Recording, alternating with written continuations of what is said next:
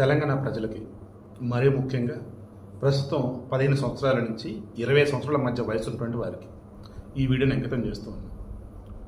మాట్లాడితే రేవంత్ రెడ్డి చంద్రబాబు నాయుడు ఒకటయ్యారంటూ వాళ్ళిద్దరు కలయికని దారుణాధరణం పెద్ద బూతులాగా ఇక్కడ ప్రజలకు చూపిస్తుంది పదే పదే BRS party. That means KCR Reddy farm హౌస్లో ఉంటున్నారు కాబట్టి కేటీఆర్ గారి ఆధ్వర్యంలో పనిచేస్తున్న పార్టీ అనుకుందాం. ఇదే కేటీఆర్ మొన్న లోకేష్ని కలిశాడని చెప్పేసి రేవంత్ రెడ్డి మాట్లాడినప్పుడు కేటీఆర్ గారు ఏమన్నారు? బరాబర్ కలుస్తాం, లోకేష్ నా తమ్ముళ్ళు అంటాడు, ఆయన బాగా చదువుకున్నాడు, విద్యావంతుడు, మంత్రి, అతను కలిస్తే తప్పేంటి, అసలు కలవలేదు కలిస్తే తప్పేంటి అని చెప్పేసి అన్నాడు. అండ్ ఒక ముఖ్యమంత్రి కొడుకని కూడా మెన్షన్ చేశారు. సో మిత్రులారా, కేటీఆర్ లోకేష్ని కలిస్తే ఎక్కడా తప్పు లేదు. ఏది ఇక్కడ ప్రతిపక్షంలో ఉన్నటువంటి ఈ బీఆర్ఎస్ పార్టీ ఒక నాయకుడైనటువంటి కేటీఆర్ ఏపీలో అధికార పక్షమైనటువంటి కూటమిలో భాగమైనటువంటి టీడీపీకి సంబంధించి మంత్రిగా ఉన్నటువంటి లోకేష్ని కలిస్తే ఎటువంటి తప్పు లేదు ఆయన ఉద్దేశంలో.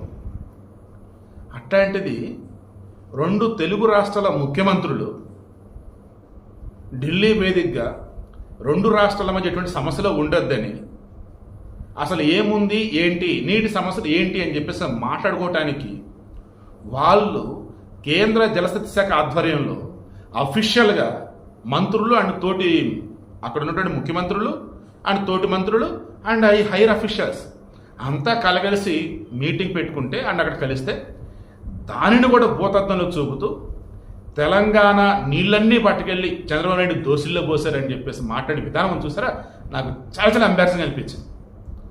మరలా చెప్తున్నా, ఇప్పుడు సోషల్ మీడియాని విచ్చలవిడిగా వాడిస్తున్నటువంటి వాళ్ళలో ఎక్కువగా ఈ 15 సంవత్సరాల నుంచి 20 సంవత్సరాల మధ్య వయసు ఉన్న వాళ్ళు ఉన్నారు. అందుకనే స్టార్టింగ్ అని మెన్షన్ చేశాను.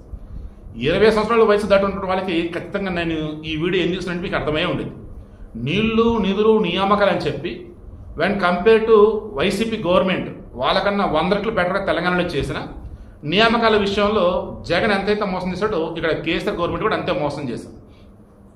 నీళ్లు నిధులు అన్నప్పుడు ఈ కాళేశ్వరం ప్రాజెక్ట్ వైట్ ఎలిఫెంట్కి ఎలా మారిందంటే ఇప్పుడు చూస్తూనే ఉన్నాం, విచారణ నడుస్తూనే ఉంది. ఇక ఓవరాల్గా అన్నప్పుడు సాగు విస్తరణ పెరిగిన మాట నిజం కేసీఆర్ టైంలో.